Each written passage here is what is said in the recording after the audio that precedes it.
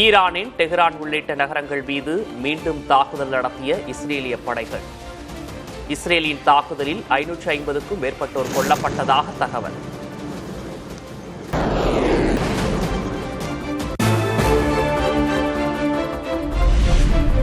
Iran மீதான Israel America கூட்டு தாக்குதலில் 800க்கும் மேற்பட்டோர் படுகாயம். மருத்துவமனைகளில் போதிய இடவசதி இல்லாததால் சிகிச்சை அளிப்பதில் நீடிக்கும் சிக்கல். அமெரிக்கா இஸ்ரேல் கூட்டு தாக்குதலில் படுகாயமடைந்த ஈரான் உச்ச தலைவர் காமேனியின் மனைவியும் உயிரிழப்பு. சிகிச்சை பலனின்றி மரணம் அடைந்ததாக தகவல்.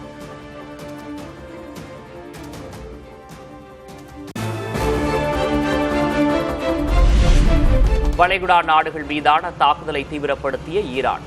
அமெரிக்க படைத்தளங்கள், குடியிருப்பு பகுதிகள் மீதான தாக்குதலால் தொடரும் பதற்றம்.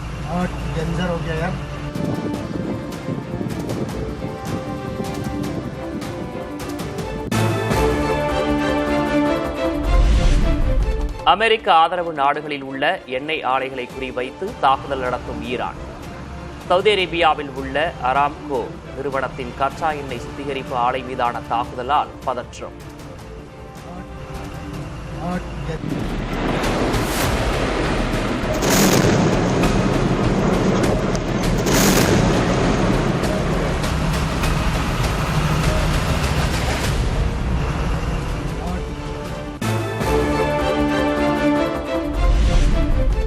இஸ்ரேல் நகரங்களை குறிவைத்து ஈரான் மீண்டும் தாக்குதல். ஜெருசலேம், டெல் அவீவ், பீர்ஷெபா உள்ளிட்ட நகரங்களில் சைரன் ஒலி எழுப்பி மக்களுக்கு எச்சரிக்கை.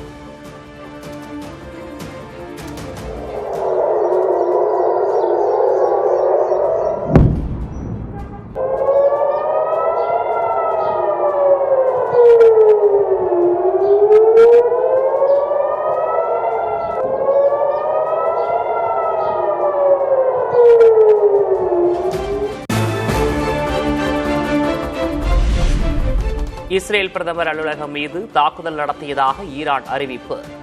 பிரதமர் அலுவலகம் தாக்கப்படவில்லை என மறுப்பு தெரிவித்த இஸ்ரேல்.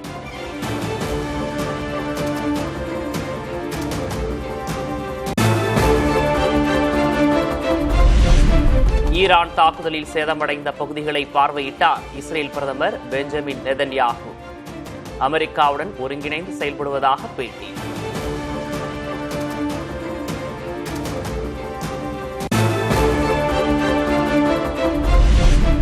லெபனானின் முக்கிய நகரங்களிலிருந்து கூட்டமாக வெளியேறும் மக்கள். இஸ்ரேல் தாக்குதலை அடுத்து பாதுகாப்பான இடங்களை நோக்கி படையெடுப்பு.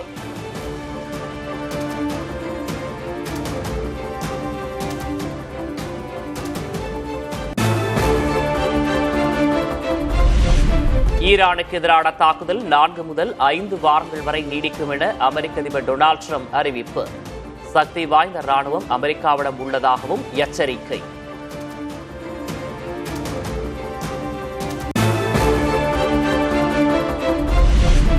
அணுசக்தி திட்டங்களை கைவிட மறுத்ததால் ஈரான் மீது தாக்குதல்.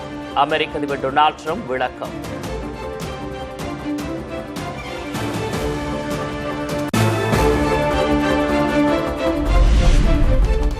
குவைத்தில் அமெரிக்காவின் 3 F-15 விமானங்கள் தாக்குதலுக்கு உள்ளான சம்பவம்.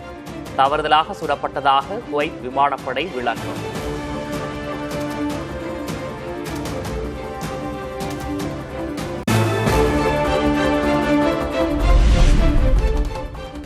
வளைகுடா நாடுகளின் தலைவர்களுடன் பிரதமர் மோடி தொலைபேசியில் பேச்சு. ஈரான் தாக்குதல் நடத்தும் நிலையில் சவுதி, பஹ்ரைன் நாடுகளில் வசிக்கும் இந்தியர்களின் பாதுகாப்பை உறுதி செய்ய வேண்டுகோள்.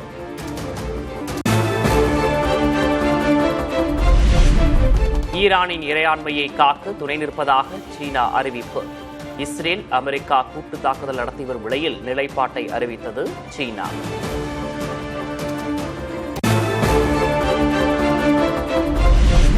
ஈரான் மீதான அமெரிக்கா, இஸ்ரேல் தாக்குதலுக்கு ஆதரவு தெரிவித்த பிரிட்டன். வளைகுடா நாடுகளில் உள்ள தங்களது ராணுவ தளங்களை பயன்படுத்திக் கொள்ளவும் அனுமதி.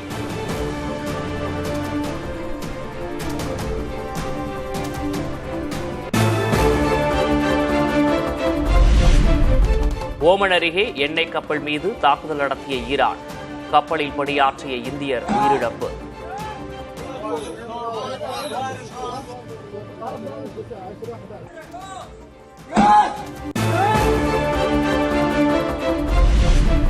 வளைகுடா நாடுகள் மீதான ஈரான் தாக்குதல் எதிரொலி.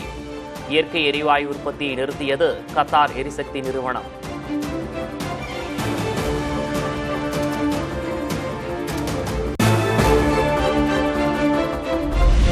போர் பதற்றம் காரணமாக 14 மாதங்களில் இல்லாத அளவுக்கு உயர்ந்த கச்சா எண்ணெய் விலை.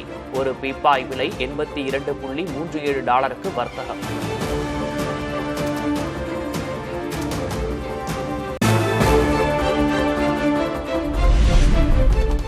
ஹோர்முஸ் நீரிணை வழியாக கச்சா எண்ணெய் போக்குவரத்து நிறுத்தம். மீண்டும் ரஷ்ய எண்ணெயை அதிக அளவில் இறக்குமதி செய்ய இந்தியா திட்டம்.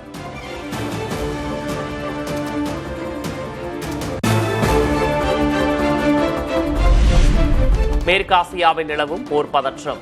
வளைகுடா நாடுகளுக்கு செல்லும் 6500 கோடி ரூபாய் மதிப்பிலான இந்திய ஜவுளி தேக்கம்.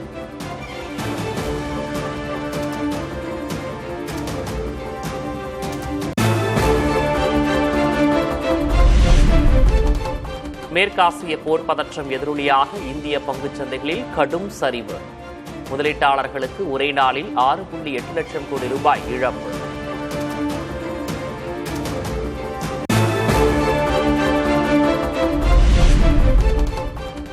இலங்கையில் எரிபொருள் விற்பனை நிலையங்களில் நீண்ட வரிசையில் காத்திருக்கும் வாகனங்கள். மேற்காசிய போர் பதற்றத்தால் எரிபொருள் தட்டுப்பாடு ஏற்படும் என அச்சம்.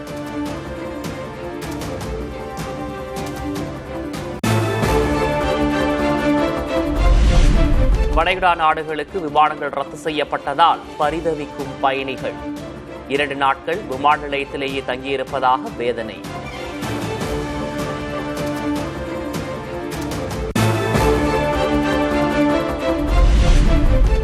துபாய் விமான நிலையத்திலிருந்து குறிப்பிட்ட பகுதிகளுக்கு விமான சேவை தொடக்கம்.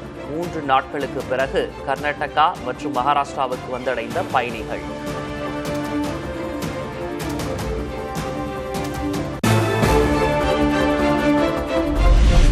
துபாயிலிருந்து சென்னைக்கு சிறப்பு விமானத்தில் திரும்பிய 217 பயணிகள் 3 நாட்களாக துபாய் விமான நிலையத்தில் தவித்த நிலையில் தாயகம் திரும்பினர். அந்த 20,000 பேருக்கும் ஹோட்டல்லாம் அரேஞ்ச் பண்ணி கொடுத்து நல்லா இது பண்ணி கொண்டாங்க. நம்ம இடத்துலேருந்தும் சப்போர்ட் பண்ணியிருக்காங்க, நம்ம கவர்மெண்ட்லேருந்தும். அதனால் நாங்கள் வந்திருக்கோம் சார். துபாயில் மாட்டி யூஏயில் எல்லோரும் எங்களை ரொம்ப நல்லா பார்த்து வச்சாங்க. எமிரேட்ஸ் வந்து ஃப்ளைட்டில் எப்படியாவது திருப்பி போட்டு got to be back home safe and sound. Oman நாட்டின் மஸ்கட் நகரில் இருந்து இன்று முதல் மீண்டும் விமான சேவை. ஏர் இந்தியா எக்ஸ்பிரஸ் நிறுவனம் அறிவிப்பு.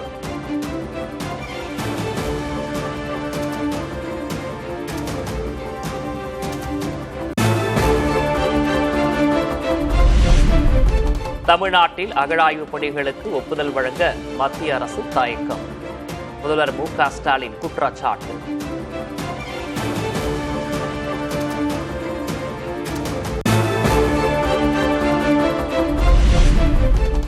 டெல்லியில் உள்துறை அமைச்சர் அமித்ஷாவுடன் அதிமுக பொதுச் செயலர் எடப்பாடி கே. பழனிசாமி சந்திப்பு.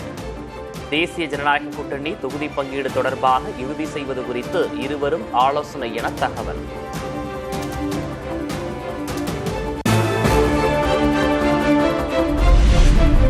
தேசிய ஜனநாயக கூட்டணியில் தொகுதி பங்கீடு தாமதமாவது ஏன்? பாஜகவின் மாநில தலைவர் நயினார் நாகேந்திரன் பதில்.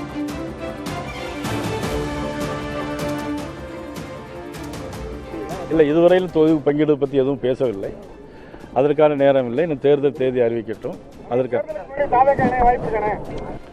அதை பற்றி நீங்கள் அவங்கள்ட்ட தான் கேட்கணும்.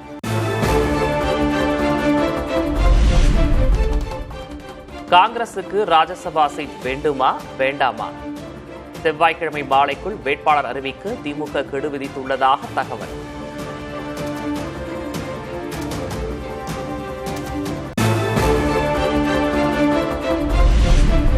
திமுகவுடன் பேரம் பேசும் கட்சி விசிக அல்ல என திருமாவளவன் பேட்டி. தங்கள் வலிமைக்கு ஏற்ப அதிகார பகிர்வு அமைய வேண்டும் என வலியுறுத்தியதாகவும் பதில்.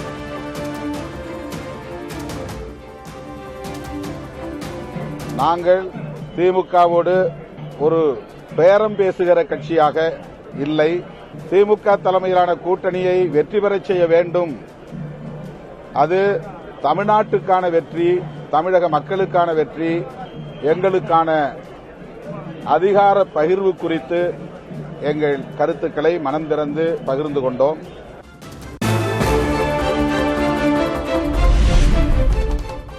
நெல்லை மாவட்டம் நாங்குநேரி அருகே இரட்டை கொலை. சாலையில் சென்றவர்களை அரிவாளால் வெட்டி 5 பேர் கும்பல் வெறியாட்டம்.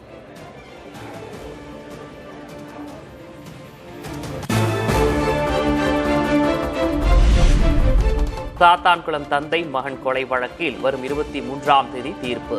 அனைத்து தரப்பு விசாரணை நிறைவடைந்த நிலையில் மதுரை மாவட்ட கூடுதல் அமர்வு நீதிமன்றம் அறிவிப்பு.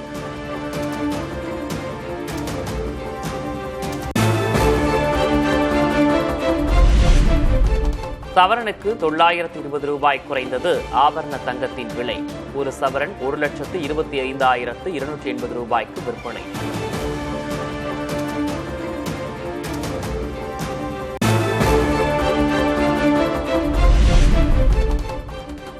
வெள்ளி விலை கிலோவுக்கு 10,000 ரூபாய் குறைந்தது. 1 கிலோ வெள்ளி 3,15,000 விற்பனை.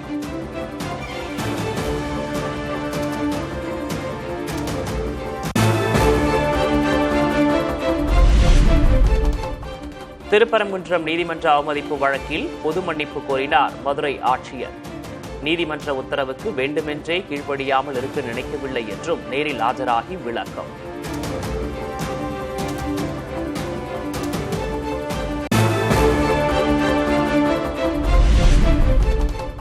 கனடாவிடமிருந்து யுரேனியம் வாங்குவது உள்ளிட்ட பல்வேறு ஒப்பந்தங்களில் இந்தியா கையெழுத்து.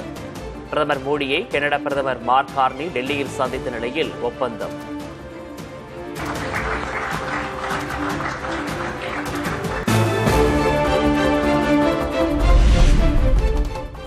ஆண்டின் முதல் சந்திர கிரகணம் இன்று நிகழ்கிறது. நீல விளிம்புடன் வானில் தோன்றுகிறது சிவப்பு நிலா.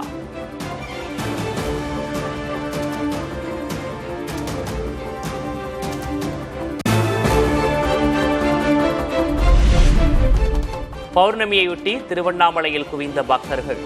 கிரிவலம் சென்று ஆயிரக்கணக்கான பக்தர்கள் வழிபாடு.